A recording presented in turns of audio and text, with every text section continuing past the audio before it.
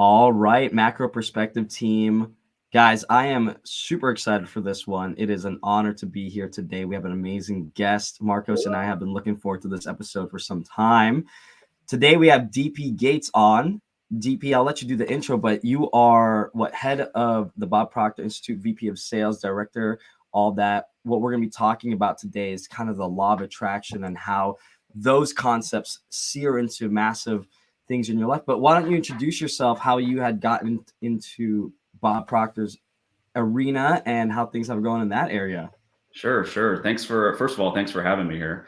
You know, I met Bob I'm 43 now. I met Bob when I was 19.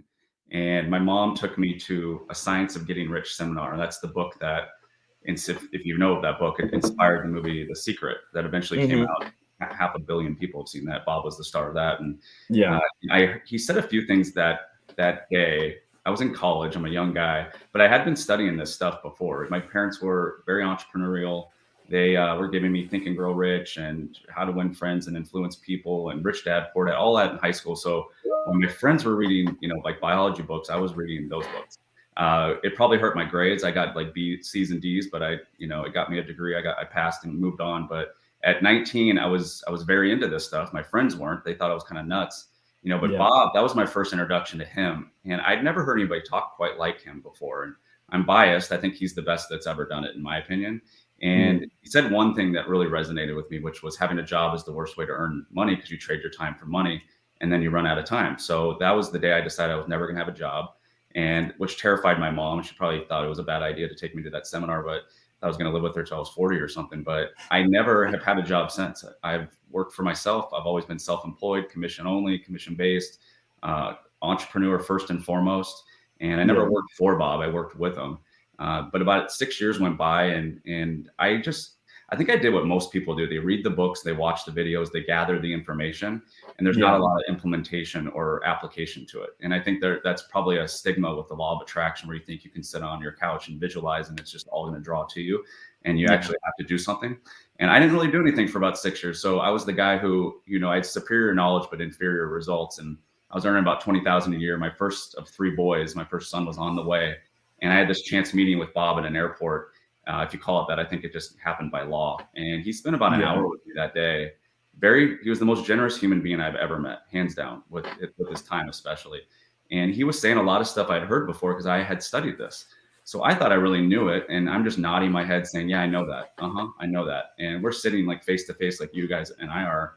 And eventually he says he didn't, but I think he got annoyed with me, and he leans over, grabs my hand, and he was doing some like NLP technique work on me. He wanted to like really make an emotional impact. And he said, look, kid, you know this, but you don't understand it at all. Otherwise your results won't be so awful. And he was very direct. And I said, well, what am I doing wrong? And he said, you're doing what most people do. They read the books, they watch the videos, and then they think it's going to click. And he said, YouTube is information without direction. There's no mentorship there. He said, you have to get into an environment where what Hill talks about in Think and Grow Rich, you get specialized knowledge intelligently directed. And he goes, I want you to get in the spirit of my awareness, my understanding, not yours. Stop studying it from your awareness, start studying it from mine. And that was kind of the line that sold me. And I just said, take my money. And like, I got into his coaching, and within a couple of years, I went from 20,000 a year to 20,000 a week in my business, hit 7 figures. I never looked back. I never looked back, and I realized it wasn't about the money. Like, the money was the effect. Like, the cause was me. I changed my thinking. I changed my internal dialogue. I changed my image, my identity. And I started to attract all the right circumstances, people, and things that they were there a couple of years prior. I just wasn't in alignment with them. That's so powerful. That's so powerful. I wanted Marcos, if you want to say anything, I had something I wanted to say, but I feel very much aligned with what you just said there, because I was that person that loved YouTube, that loved the podcast, that loved reading all the audiobooks. And it's like, look at how many books I can read. Look at all this stuff. And it's like, cool. But what was just the implementation? I remember someone saying the secret was like half of the implementation. You know and have the knowledge, but you've got to go do. I remember I got on a kick. I think what woke me up, and kind of like Bob taking your shoulder, was COVID. COVID woke me up because I was a personal trainer on the floor, was growing. Our gym was going crazy. And then COVID hit, and then everything just sunk and fell for me. But I got comfortable. I kind of I used COVID as as an excuse. Oh, well, we're at this time. just gonna get lazy. I got drawn in. I got into a depressive state, and I was only making a certain amount of money, like 40,000 or something like that. And I was like close to six figures. And I was like, it wasn't the money though. I think it was the characteristics, the traits, and the beliefs that I had. And I had to wake myself up out of that. And I remember reading like Bob's book, and I was on a money kick. I read his book, like You Were Born Rich.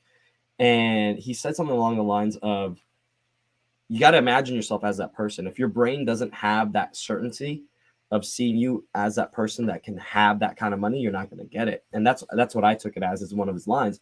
And I remember in just 1 year, I 4x my money, got into the six, going to the multiple, and I'm like, what was the difference? There was really no difference. It was just a switch in my head, and I took ownership of all my actions. And I really align with that, because you can have all the knowledge in the world, and I've felt so much resentment because there's so many dumb trainers on like Instagram, TikTok, YouTube. But here's the thing, they were making money, I wasn't. So instead of pointing at them, I kind of had to start pointing at myself and go like, well, what am I doing that's not making that? Why am I being envious and resentful? It's not their fault. It's got to be mine.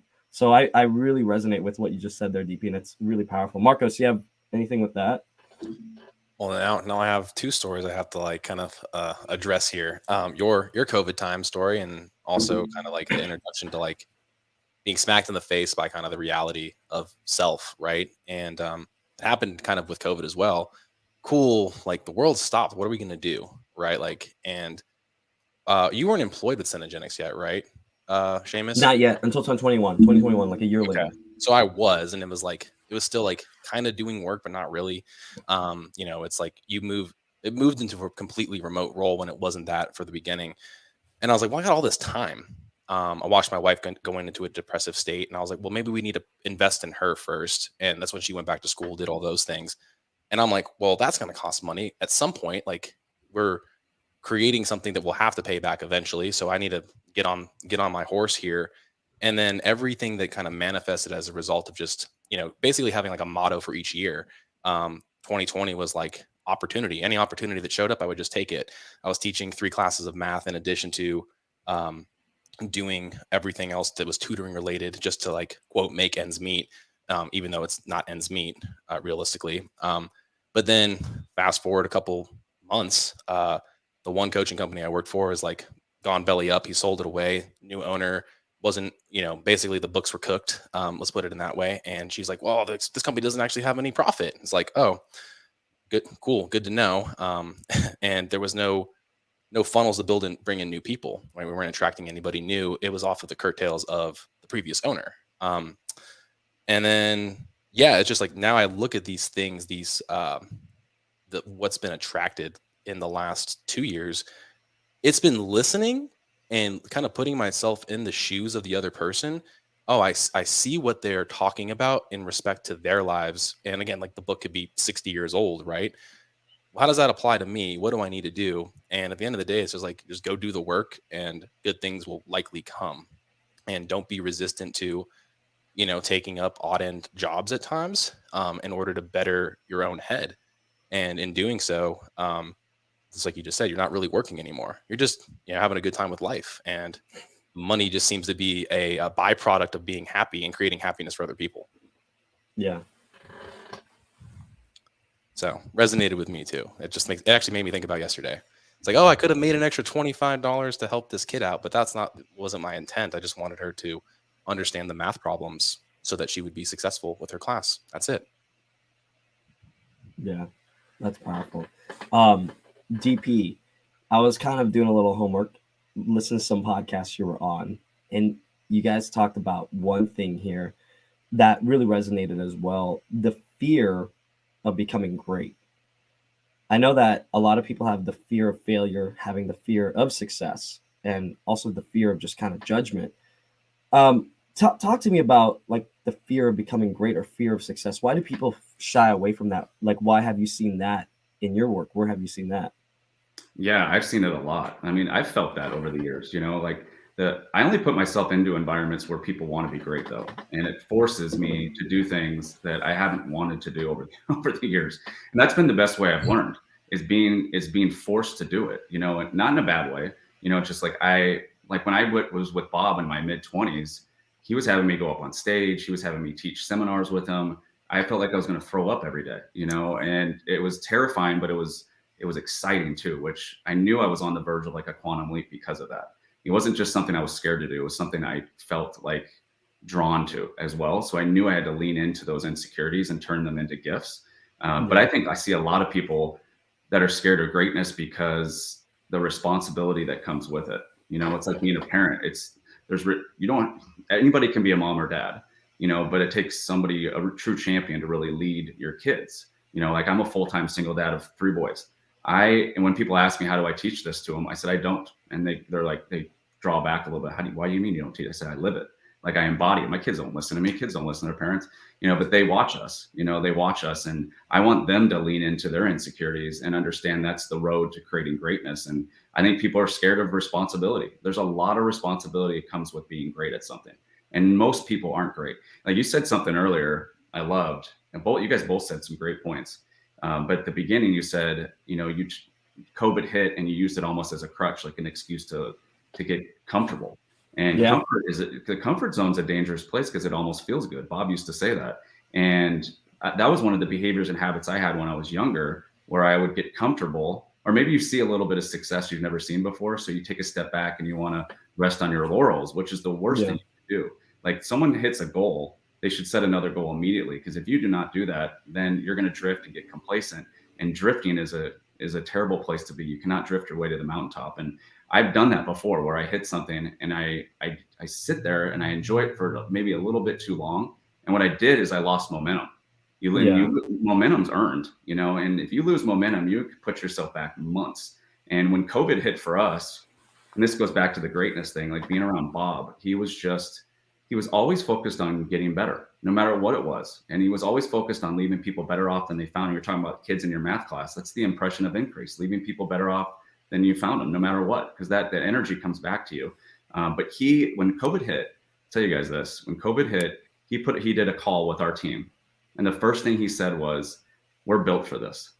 We're built for this. He said, you're going to watch a lot of companies go under. You're going to watch a lot of people lose it, like go to get depressed and live into whatever it is, choose into what's going on the outside. He goes, that's the opposite of what we teach. We teach what's going on the inside will be a direct reflection of what's going on the outside. He says, we're built for this. We're going to earn more money than we've ever earned. We're going to help more people than we've ever helped. And let's get on with the work. Like he said, go do your work.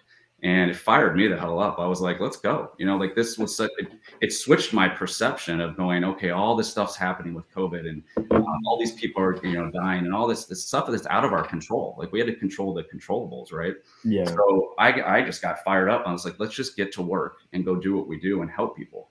And the money and all that stuff will be the byproduct. That I won't even have to worry about that. There were like two types of people in COVID. There were the ones who wanted to become great and accept that responsibility.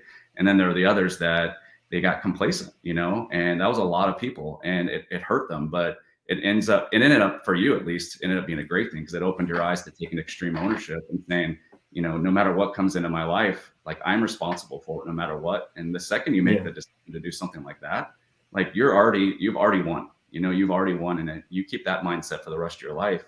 You're going to be a big winner, and you're going to help a lot of people along the way for sure. Yeah, I appreciate that, Marcos. Yeah, it's wild, because it's like the momentum thing has been really freaking contagious for myself. I'm like, all right, I'm gonna roll into this thing, and like, what's stopping me from trying this thing right now? And shoot, the person that I worked for all of less than a year ago, right? He messages me lately, and he goes, where the hell was this person when you were working for me? And I was like, well, I was working for you, and you told me I was just a coach. I told you I was more than that. Right? Like, you were limiting my beliefs in myself. And this is what happens when I have untethered, capacity to my own ideas and morals, ethics, whatever. And um, it's super exciting to see, like, people. I mean, I know he's watching, right? He's probably listening to this after we release it, right? And it's getting engaged with more people that are better than myself in a lot of ways, right? Something that can be a quick mentorship, masterclass, if you will, and bringing people on like yourself to talk about elements of life that are maybe not traditionally educated on, are like the foundational principles that I want to bring more attention to. And I know Seamus does as well. And yeah, I mean, while being a little, I'll say a little complacent, because it's like, oh, okay, like The government's doing all this weird things. My wife's unemployed. All right, the federal government's footing the bill for us a little bit, right? I was like, well, what else are they throwing out there in these grants and these loan programs? Sure enough, I made like 8 grand for submitting an application to a federal grant, right? But everybody else is like, how did you do that? I was like, you literally just have to go and do the work. Literally just had to apply, right? Like it's right there for you. I'm telling you to go do it. I can't fill it out for you. And like, oh, I missed out on that money. It's like, yeah, procrastination's really, probably the worst character trait that we all have. And yeah, so like now I mean, I called my cousin the other day. I was like, man, you got to make a business. You got to do this. You got to do that. He's like, oh, I should really get on that. But like, I got all this stuff that I need to, I'm moving here. I'm like, you're right, right? Like, okay, you're going to be in a different state, so you should follow state laws and that legislation and get it established there. But as soon as you move, I'm calling you and I'm making this happen because you're missing out on so many opportunities because you're just quote a 1099 at this point. Some next level accountability. I love it. Yeah, accountability with everybody I care about. That's really it. Like, and everybody's like, how do you learn all this stuff? And I'm like, I go have good conversations with people. They like, hey, here's the scaffolding and the plan. Go apply this first. Boom. All right. Next, what do I need to do next? What's next? What's next? I want to be going back to ask the question, what's next, and be the fastest person they've ever seen. Like that's my new ambition. Yeah, I like that because most people don't have urgency. Like urgency is a superpower. You can start like the urgency you put out to the universe is the urgency you're going to receive back. I talk to people that you're talking about people in the fitness space on like, social media and stuff. Like I see it all the time in my space too. Everybody's a coach, right? Like everybody on every corner is the coach or the coach of coaches or whatever it is. And I know some of these people, I'm like, you're not coaching. You got to get your house in order before you can even coach somebody, let alone go out and say you can be a coach. But social media allows us to say whatever we want. But I tell coaches, people that we coach that are coaches, I say, you got to be the client you want to attract. And they say, what do you mean by that? I said, you want a client that pays in full. You want a client that takes inspired action. You want a client that says, yes, I'm ready. Let's go. You don't want a client that says, I need to think about it. You don't want a client that says, let me talk to my spouse. You don't want a client, like we're all in sales, right? We're selling a product, service, or idea. Everybody's in sales. I don't care who says they're not in sales. We're all in sales. And those are the things we hear. I need to think about it, the money, the time, my spouse, all this stuff. And I said, be the client you want to attract. So take the inspired action, have urgency. The urgency you put out will be the urgency you receive back, but that's just human nature to procrastinate. So it's great, like you said, to have people who will hold you accountable in a positive light. Like that's what Bob did for me. Like I would always have a goal. Like you always should have a goal. You should have something that like you want so badly. Like it's a part of you. But you should equally have somebody that you respect, like, and trust that are holding you accountable to that goal because you almost want it. You don't want to let them down. You want the goal for sure, but you don't want to let the person. I never wanted to let Bob down. Like I had an immense amount of respect for him.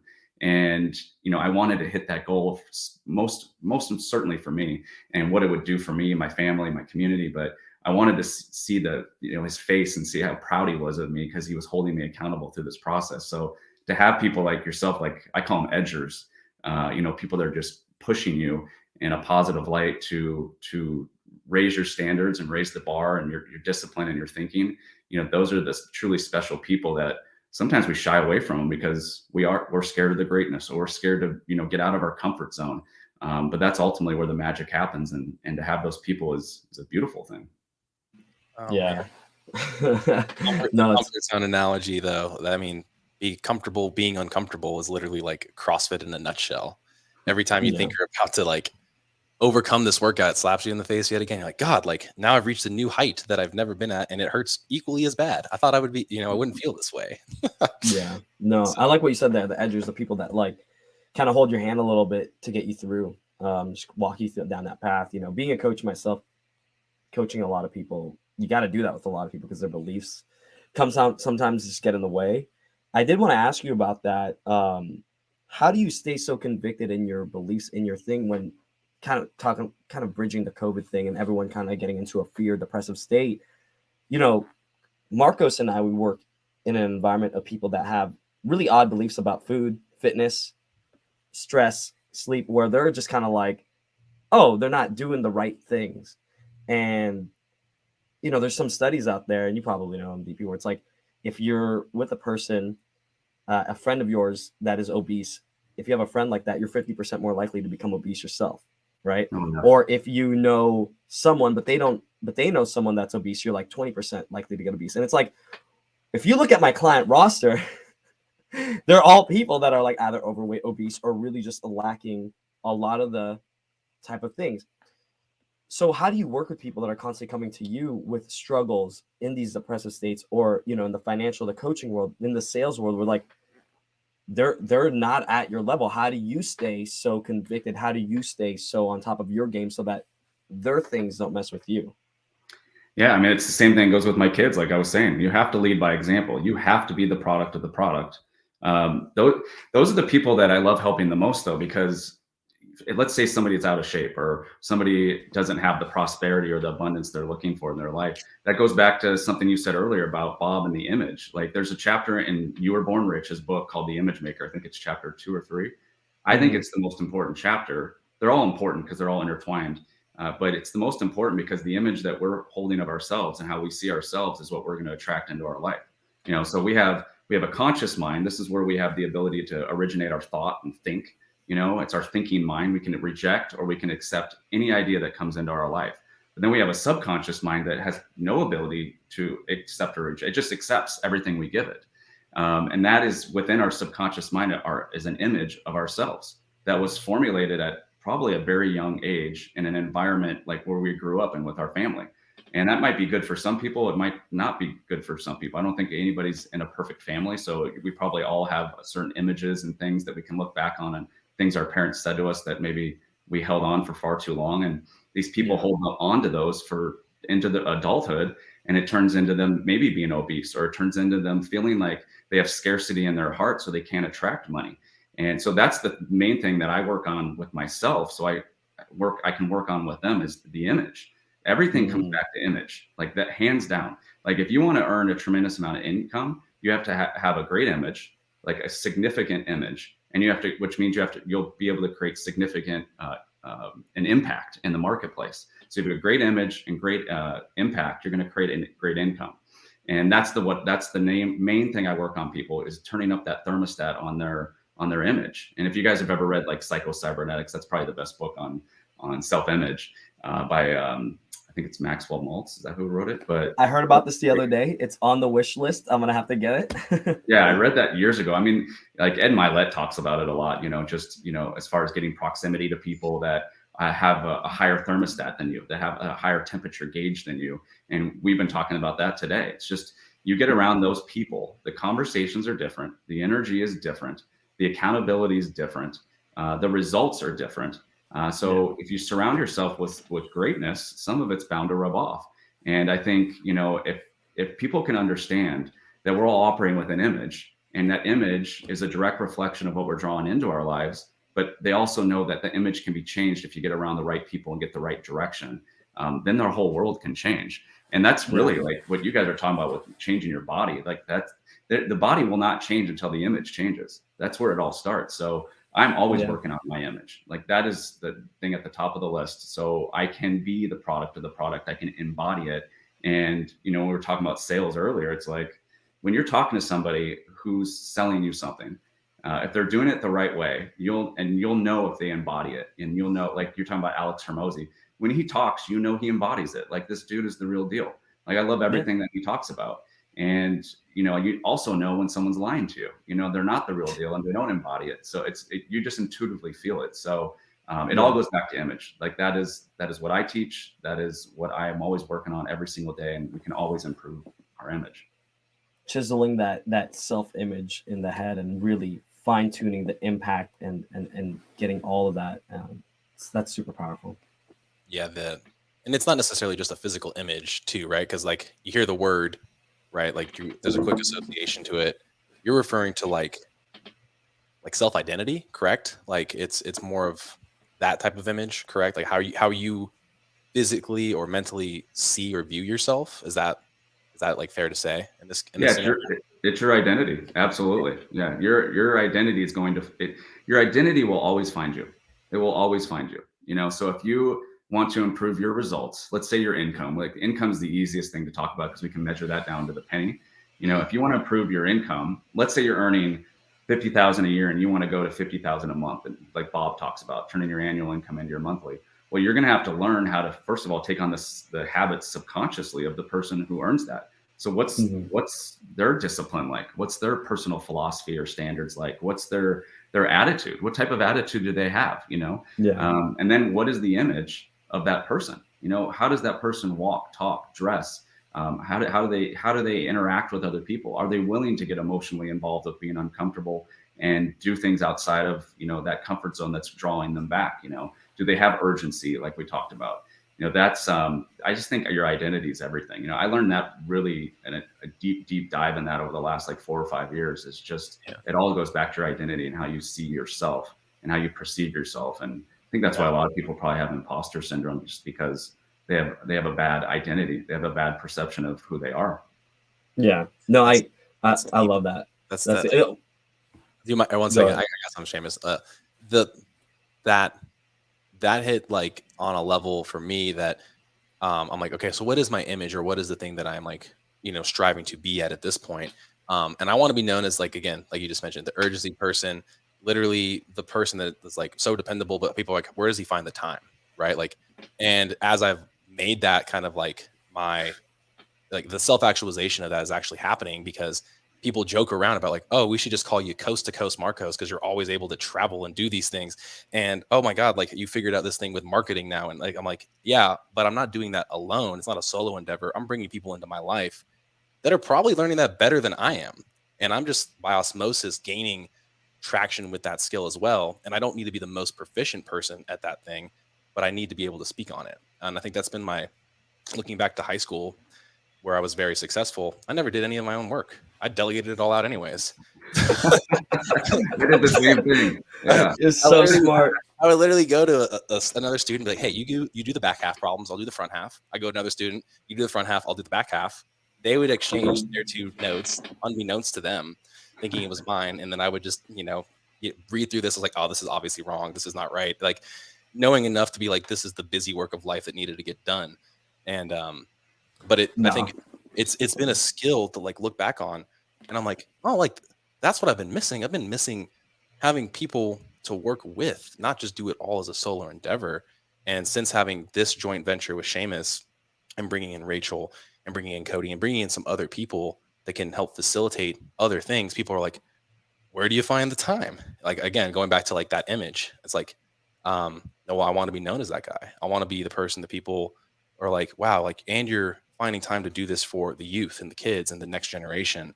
And that's like that being the identity I've wanted since, I think it kind of happened about a year ago at this point. It's really made a big leap and bound. And like today's like the official day. We've signed the official paperwork for a 501c3.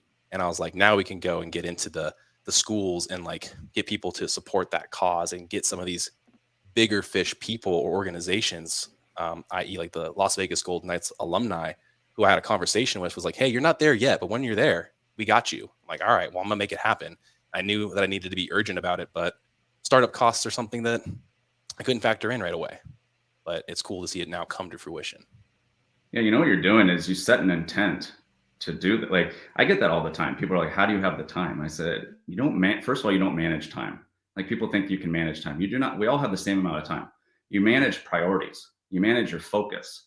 So what you're doing is you're managing your priorities. Like, you have a priority list in your head, whether you know it consciously or unconsciously, and you're putting your energy and attention and your intent.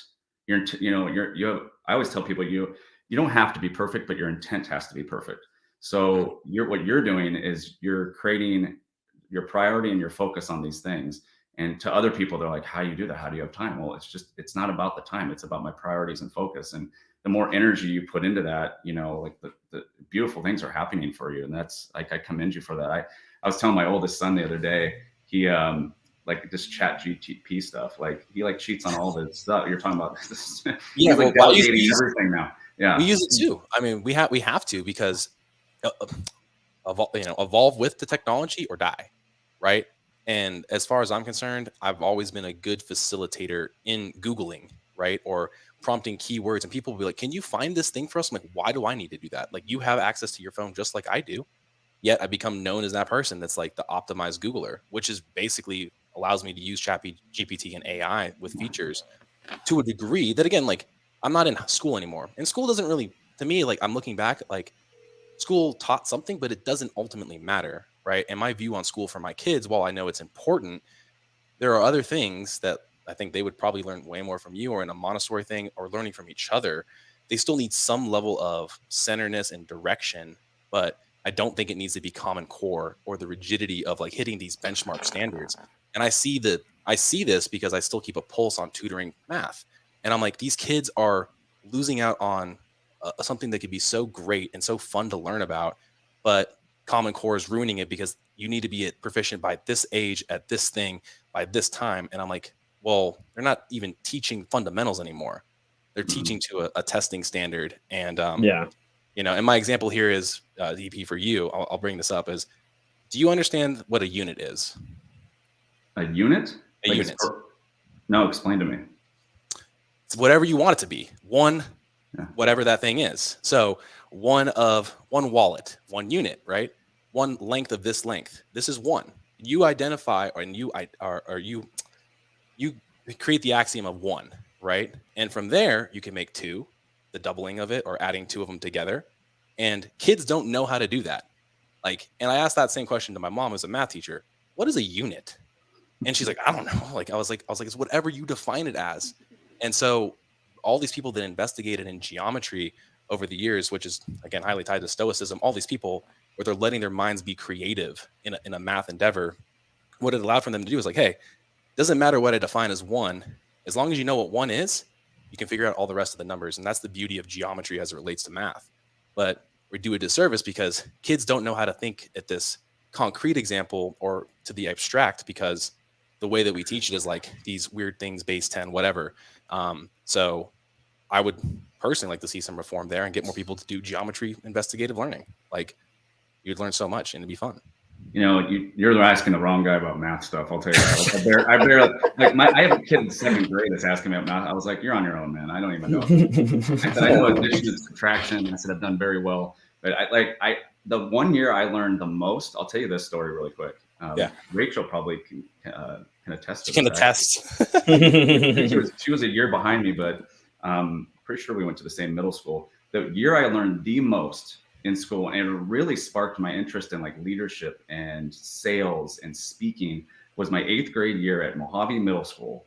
They scrapped, they only did this for 1 year. I can't believe it. But they scrapped the grades. Like nobody got grades that year. One of the classes where we would do reading, they got rid of the desks and they put beanbags to make us comfortable and wanting to read. And the thing that I learned the most that year is I was with the treasurer, like on student council, and I only did it because you could be on TV doing the morning announcements in front of the whole school on a thing called Channel 1. If you guys remember this, maybe I'm dating myself. But myself and another girl, we would do the morning announcements every day and live. And I didn't understand. I thought it was cool to do, but now I look back and realize the reps I was getting speaking on live camera and doing that every single day.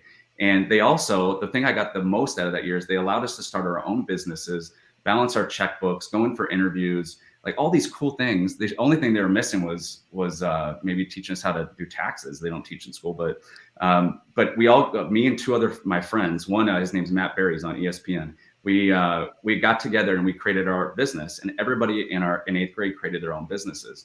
And it really got us thinking, and we started thinking like about residual income and people coming back and buying more and having more products instead of just one product. And at the end of the year, we outsold everybody. And the only product we had was water. We sold bottles of water. We called it Waterworks.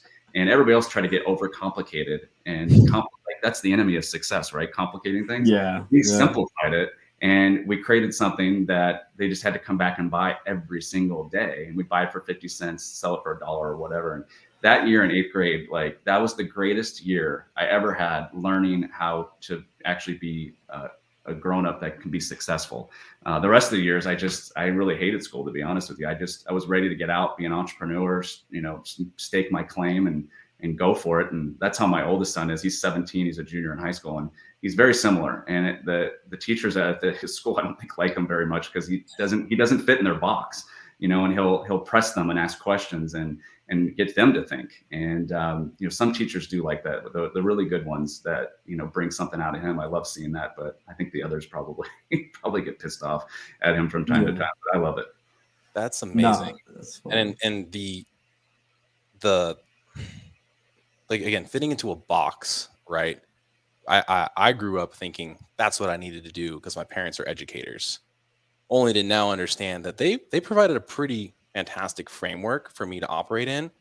But now I know so much more, taking on these unforeseen risks, right? And I think a lot of people will be overly calculated, like you with your guys' water bottle. Hey, by the way, like we got to sell it for $1. Here's this. Here's our inventory we need on hand. Like you're thinking about like this business idea, and but ultimately, like taking that risk and knowing your value was something that I thought was like a strictly associated with like a salary that you'd be getting, only to now find out it actually has nothing to do with that anymore. Like you said the water bottle thing, I immediately thought of the analogy. Be like a bottle of water. It depends on the circumstance of where you get it. You buy it from Costco, you drink it at home, it was 35 cents for that thing or whatever it was. You take that same bottle on the strip when it's hot out, it's worth $2. You go to the airport, it's 5 for the same bottle of water, right? So environment matters. And you can ultimately be the same Kirkland brand bottle of water, but where you position yourself ultimately matters way more than anything else. And that's been the fun thing. And yeah, the mindset of also understanding most people, I'm willing to like maybe conjure this up. Most people probably identify with an age that's about 18 to 24 in their head. And logically knowing that, because I still kind of feel that way too, even though I'm about to be 30, well, that means that they don't really know a whole lot. They don't really necessarily have a whole lot of life experience per se, unless they are like, again, like you mentioned, the people that are at that like high level at Milet, trying to funnel in all these people. And even then, I still believe they're in their minds 18 to 24 years old. And that's where I'm like, hey, I'm sure if I fail, I'll just feel like I'm that age. Everybody else probably does too. Yeah, that's fun. Bob always used to say that too. If you looked around who he hung out with, it was nobody his age. He said people my age are in walkers. He said he was always hanging out with people that were 50, 40, 30, 20. I think that's why he took me under his wing when I was 25, 26. And he loved the energy of the young people, and he probably saw himself as a young person, but an old soul. Yes. Yeah. I love that. I wanted to touch on this. You kind of said something, DP, and Marcus is like bringing it back in, is the image that you have in your head. Like you can really blow that image up when you go into a different room, for example, like I like to use myself, like I wrestled up to college, and you get into your practice, you get into your routine, then you go to a camp. We used to do these camps, like 1 week camp long, 2 week camps. And there was this big camp out in San Diego. It's like a week long. And like, this is a camp, so it's a little bit elevated, but the way they ran their practices, the way these John Smith, Oklahoma State, 1984 2-time gold medal, he came down, he had his team there. This is how they ran their practices.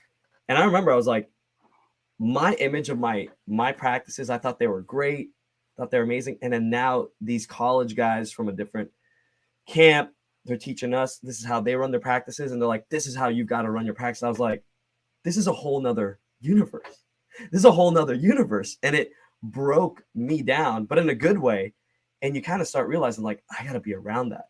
I got to be around that. Like the biggest thing I always see is like the moment your image breaks of yourself, I feel like you said, you can start working on it again. And it's like, wow, I didn't know that was possible for me. I didn't know this is what other people are doing. Yeah, it's true. You can never, your images, you're always going to be growing your image, and the best way to do it is immerse yourself into environments where people have the image that you want. They have the behaviors, like Bob used to always say, your behaviors scream success. I love that. And, like I wanted to get around people, maybe my comfort zone didn't want to get around people that way. It's easy for us to kind of hide and, shrink sometimes when it's time to step into that. But I've just done it so many times that I know when it's time, it's just time. Like I got to do what I got to do and go do it. Because on the other side of that is the image I'm seeking, and you really just start thinking and acting as that person. Because if you look at it throughout the whole day, you're either chipping away at your image or you're growing your image. You're feeding your image. And I only want to be around people and environments where I'm feeding it. And when we start to do things that we don't believe we maybe necessarily can do, and then we do them, then we increased our image. And the more and more we increase our image, the more and more we get excited for the next level. We get excited for the next person we're going to talk to. And I see it as like I lead our sales division, right, at the Yeah. company. I see it with our salespeople. I see somebody come in who's very shy, and maybe they've studied the material, and so they know it. They have the knowledge of it, but they haven't experienced enough reps in getting it out there. And the Yeah. more and more they do it, and they just stick with it, and they know the failure is part of the process, and they know that getting out of their comfort zone is part of the process. And you see their image increase and increase and increase, and they don't just talk and think different. They physically start to look different. Like I had a couple of business partners of mine, Monica and Arash, that I worked with for years, and I remember like people hadn't seen us in a year at events and stuff. And we all started going to like tailors and getting, custom made suits. And just, we were those edgers that I was talking about earlier. Like we were pushing each other every day to get better. And some days were better than others. We'd have conflicts and arguments, but they were always constructive. Like we knew they were there. We were having these difficult conflicts and conversations to level us up. And when people saw us a year later, they were like, holy crap, like you don't even look the same. Like you guys look younger.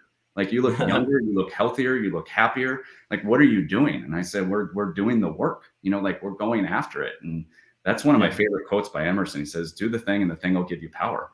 He doesn't say, go think about it, go talk to your next door neighbor about it. Like ultimately, going back to what we talked about with the law of attraction, it's the doing. You have to get out there and go I call it inspired action. You take inspired action when you intuitively know you need to do that. Otherwise, if you don't, you do chip away at your image, and you chip away at creating any success that you're looking to create, long term. Yeah, I love this, and I know I was listening to you again like a week ago, and there was something that podcaster said. It's like, just be ready to fail. Be ready to just fail your way to success. I think it was something like that, where it's like, just keep going, and you'll keep failing, and that's okay, because at least you're not going to go that direction anymore. Right? You're going to keep failing. And I've learned this too. It's like, fail fast, just fail fast. Like I found that, like, if I'm just going to try anything, cool, I'm wrong. Okay, no worries. No one smacked me across the head. It's not a big deal. Now we're going to find the right thing. Whether it might be 2 to 3, 4 iterations later. Right. And I love that, what you're saying about just keep doing the work, because over time you're going to be there. So, one thing, go ahead, Marcos. The repetition and the frequency of failure, you only ever a failure if you failure is like a man-made constraint, essentially. Maybe you had a little bit of like a rough patch, but I think all of it somewhat boils down to like, the 10,000 hours rule or whatever that is with like your salespeople, for example, right? They're not used to the frequency of rejection for their sales pitch, probably, or asking the right questions in the right order or cadence from the jump. And obviously you're there to like expose them and, kind of like accelerate them to their spot. But, the rejection they feel isn't personal.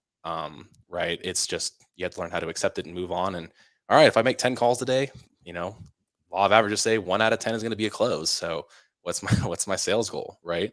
And I think for Seamus and myself, we were joking about something, or my wife joked to me, and I was like, let's make a group with this thing. Let's just take action on this thing, because it has a lot of traction right now.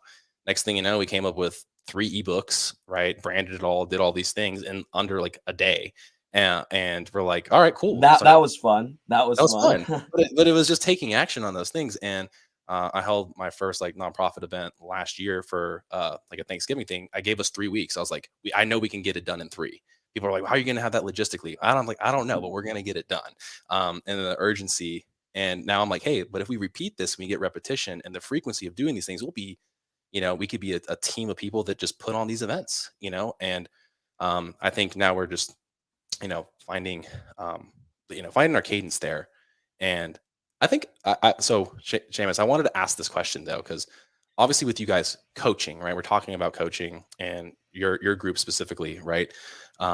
Is it more about like financial literacy? Is there components there? Is it just mainly components of this idea of the law of attraction? Like, what is it that the specific coaching that you guys delve into does?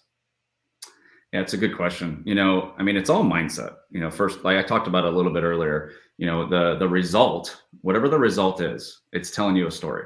Okay. But the result is the effect, and your thinking's the cause. So if you want to change the future results, you're going to have to change the present thinking. And most people live in the past. Bob used to always say, let the dead bury the dead. Like, it's over. Like, there's no point in holding on to the past, whether it was good or bad. Like, all we have is right now, and so we teach, I wouldn't say it's financial literacy, although like that's important too. Like there's a lot of guys out there like Dave Ramsey on some levels. I really like him, not on all levels.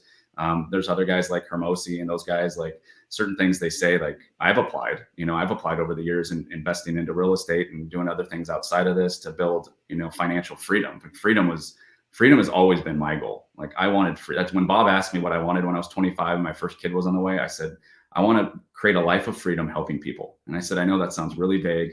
And he was like, I go, but I know I'm good with people and I know I can continue to get better there. And I want to create freedom. I want to be able to do what I want, when I want, with whom I want. And I always had a goal. I didn't have a goal to be a single dad, but I had a goal to always pick up my kids from school every day and always coach them in their sports. And I've done all that stuff. I've definitely made room to attract somebody into my life that is a woman. That'll be great one of these days when that happens. And I have a clear image of what that looks like. You guys heard it here first. Yeah. If anybody's out there. Yeah. But that's what we teach. We teach how to change their thinking. And it all goes back to, I was saying it earlier, we talk about having a conscious mind, a subconscious mind, then we have the body, which is the instrument of the mind, right? So we have the ability to think whatever we want to think. Like when you realize that and actually understand that, you go, why would I ever think a negative thought again? Like, why would I ever think that? I should be holding the image because I can control what I think. I can control that. So what's the image of what I want? Like I have a goal card here. Like Bob talks always about having a laminated goal card that has your goal in present tense. So you say, I'm so happy and grateful now that, and then you say whatever your goal is and say it with emotion. Like, and it feels so good. I love it. But on the other side of it, I have my image, who I need to be. And these are the things that we teach people. We teach them how to hold the image of what they want and only focus on what they want. I'll read something to you in a second that Bob had me write out every day for like a year. I hated it. I hate the intellectual exercises where you got to write out stuff. Like, it's just not me. I like more inspired stuff and more emotionally connected stuff. But we teach people how to hold their truth regardless of what's going on the outside and not focus on the result. Like, know where the result is.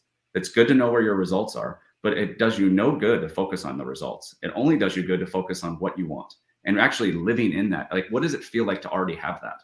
What does it feel like to have let's say someone wants to earn $1 million. That's always the sweet spot, that hasn't gotten to that point yet. What does it feel like to earn the million? Like, who are you now? Like, who have you become in order to attract that type of income and impact in the marketplace? So we focus on that. And then we focus on burning that into our subconscious mind. So now they have a want, something they want so bad, like their want is through the roof. And now it's like, how do I burn this into my subconscious? Well, you burn it over and over again, having a goal card. You burn it over and over again, having, like in my office, I have visuals of everything I want. This is what I want. All I'm doing is thinking about that.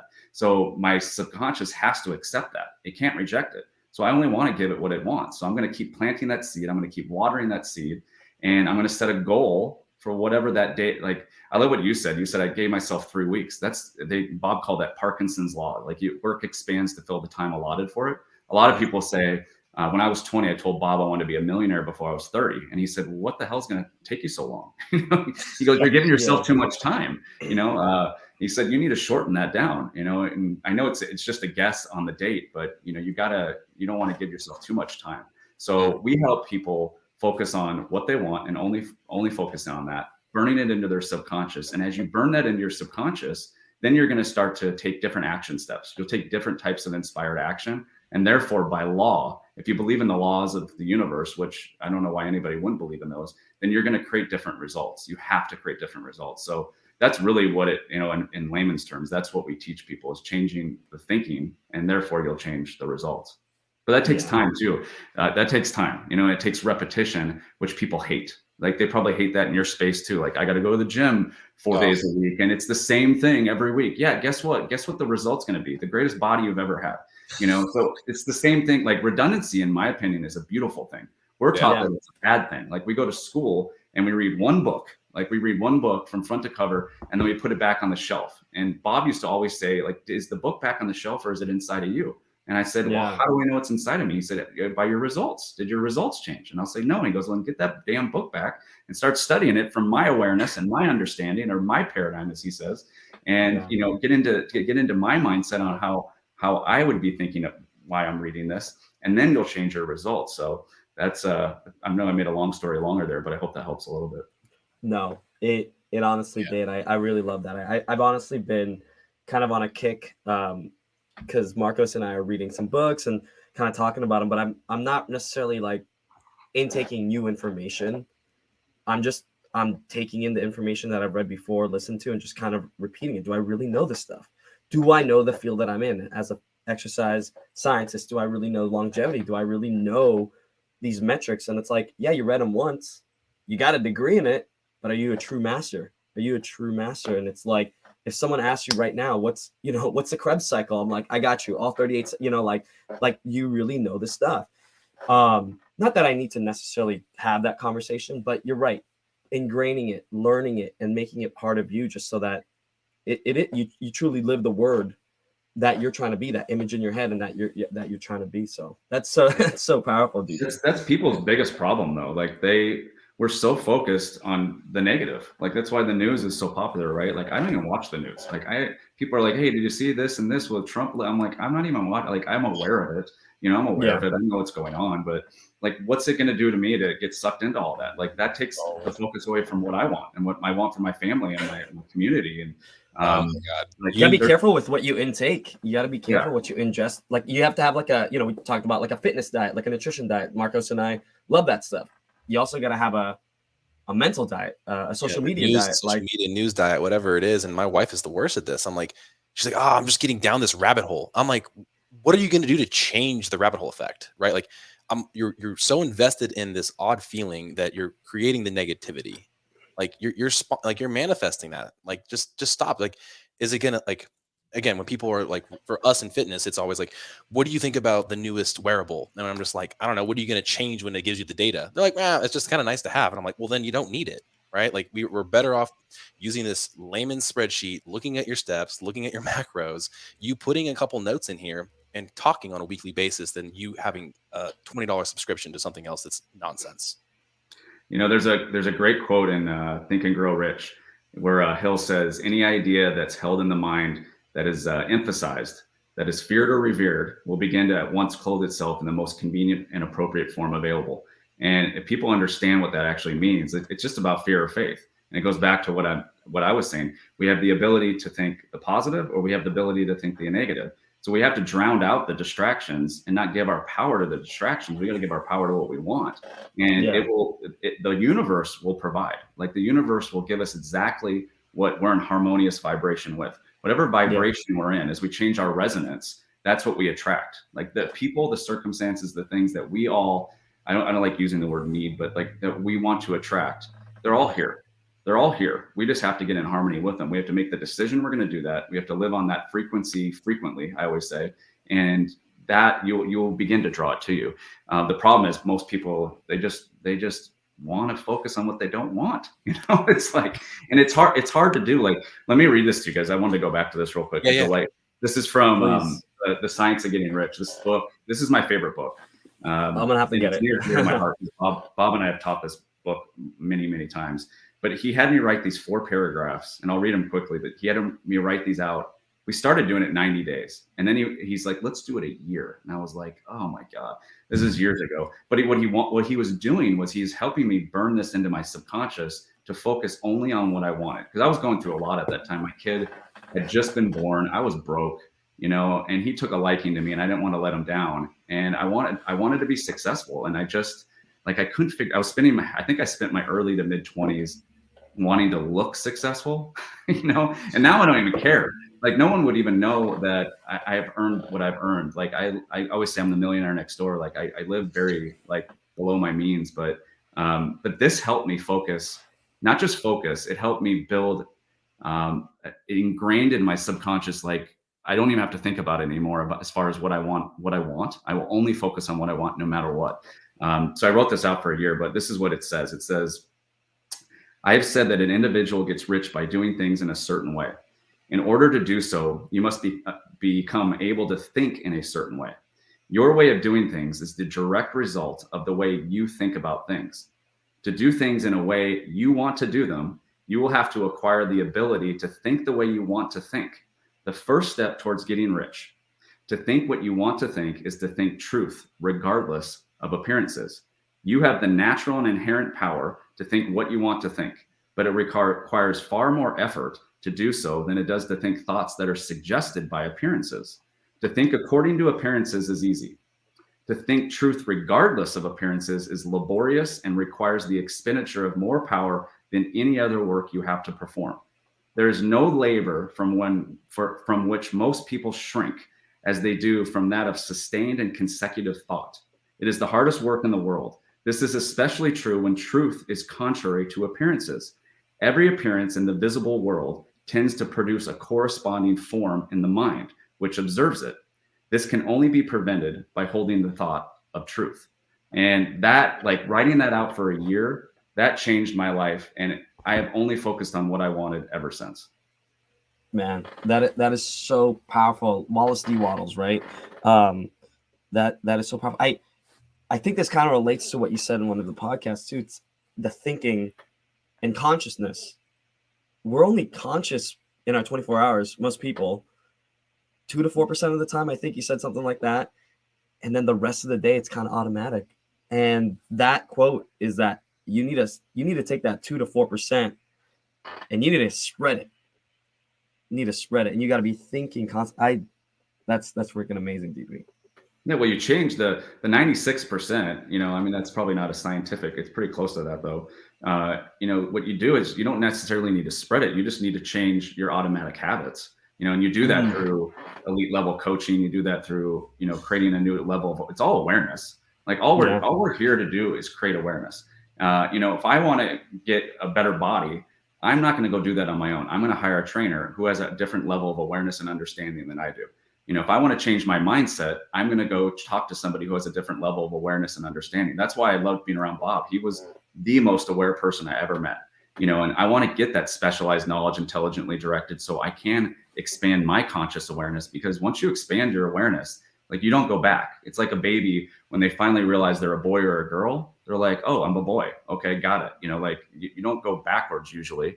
This day and age, it's a little bit different, but like for the most part, when you figure out something, you never go back to something else. You expand your awareness and you keep expanding it and keep expanding it. And that is, in my opinion, and that's what Bob always said too. So it's all about awareness, and the more we gain different levels of awareness, the more we attract better and better things to us. It's freaking, it's why we're here right now with you, man. We're trying to, we were aware of something that we both wanted to do. And we are now going to facilitate that role even with our other company, as we're the most seasoned people in podcasting. Who knew, and the awareness that all the guests that we brought on, including yourself, is bringing to different topics for us. We're absorbing it. And hell, like that's the thing that matters most to both of us at the end of the day, right? If other people listen, great. Hopefully they get the message. And there's one key takeaway. Whether it was your like basically that's like a power list, right? What you have with that's laminated there, and or whatever you guys call it. Sorry, I don't know what your IP is. We just wanted to have more awareness for ourselves. And hell, we've been putting a massive amount of time in something that feels right, and it's made everything else around us and people around us like happier and asking questions and thinking in new ways. And I'm like eternally grateful for that. Like attracting change, like seasons of change. And I almost want to blame it on my kids in a way. Like not blame it, but like attribute it to them, because I'm like, something new is going to happen in the next 3 months. I know it. Like it's just like clockwork. Every quarter just tends to change with a kid around. And now I'm aware that's going to happen. I'm ready for it. Like how do I beat my daughter to it at this point? So it's awareness is something I truly resonate with right now. I want to be conscious of your time, DP. I really appreciate the ample time you've given us. Really appreciate everything, the value you've given. I know someone out there will listen to this. I know I'm going to be taking a lot. I'm feeling like you said, inspired, and I feel like I have homework, but like in a good way. Yeah, I'm gonna go chase it down. I gotta ingrain this into my system. Marcos, is there anything else you'd like to ask? Anything else you feel like I, you'd like to talk about just to finish I up think the here? last thing is just your list, because you said you wanted to kind of show the front side and the back side and how we can apply that, because I'd like to maybe do that myself as a Yeah. key takeaway right now. Yeah. Well, I always tell people, I say, when you start to work with a bigger idea of yourself or a bigger attitude of yourself, that's when you begin to attract prosperity in your life. And prosperity is not just money, like it's fulfillment. Like my two favorite words are fulfillment and experiences. That's what I want. Now I need money to do that, usually. So the money, as we've said a million times over the last hour, is the byproduct of our thinking. It's not the value we bring to the hour, or it's not the hour we get paid, it's the value we bring to it, right? So I want to always be bringing more value and more impact to the hour and who I'm helping and leaving them better off.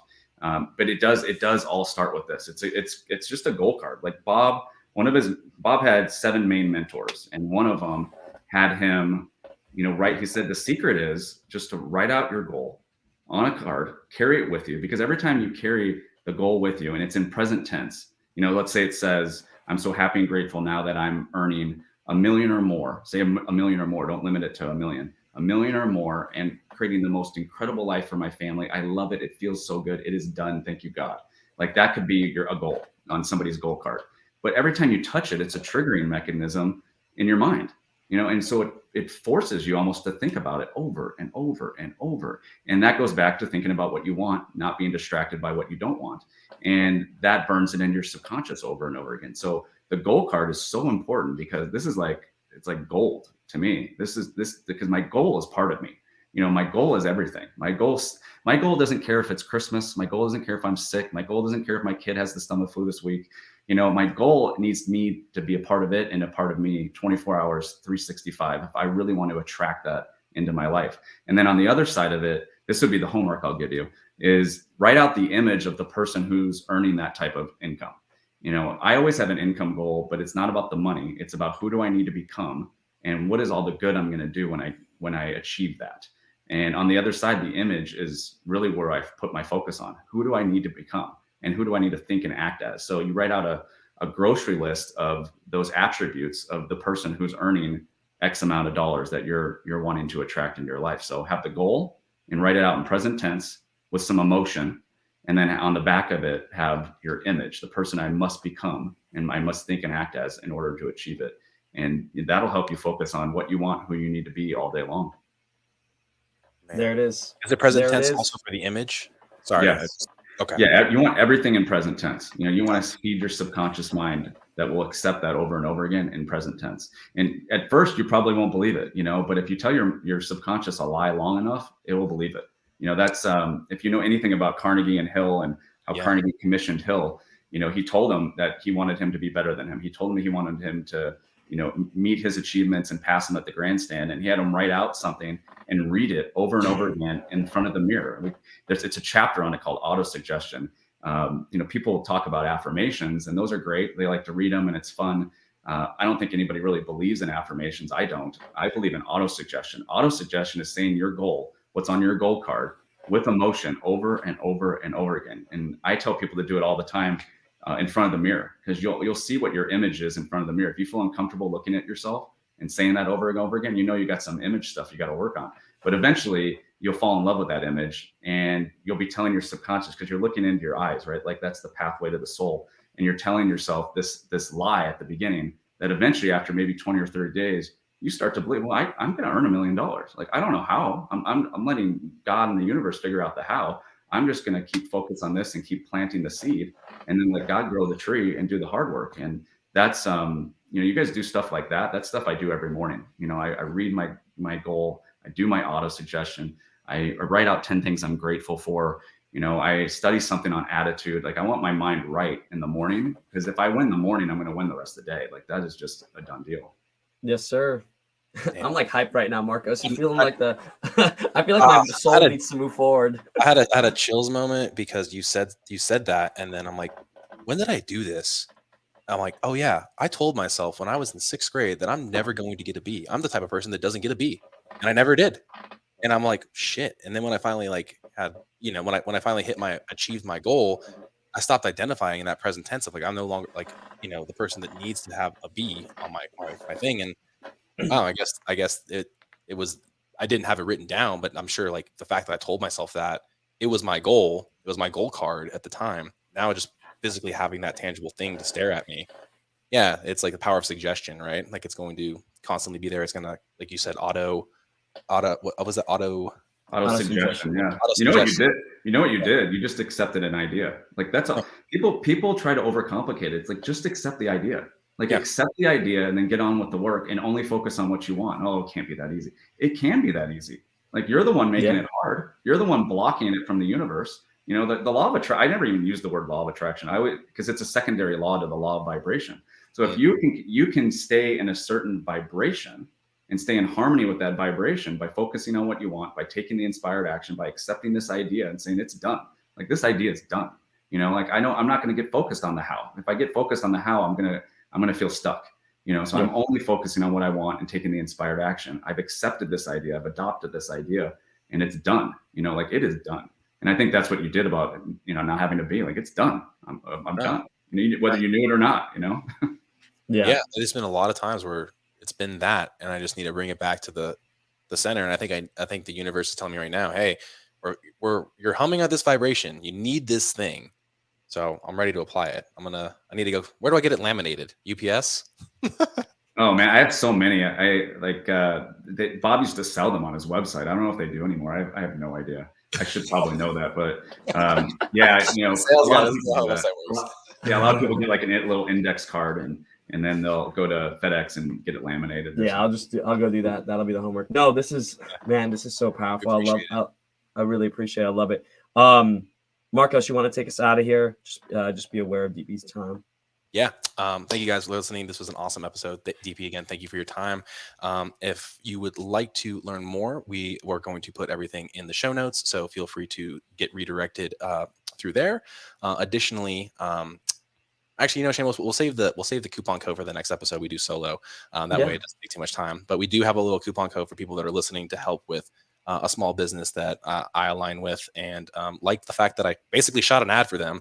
Who knew that I'm also now a sales head of marketing, head of marketing somewhere else. But speaking to everything we've done today is just engrossing yourself in the process and enjoying the process and the journey. And every step of the way, you're probably learning a little something that can be super helpful. So we appreciate your time listening, and hopefully you guys gained a ton out of this because we know we did.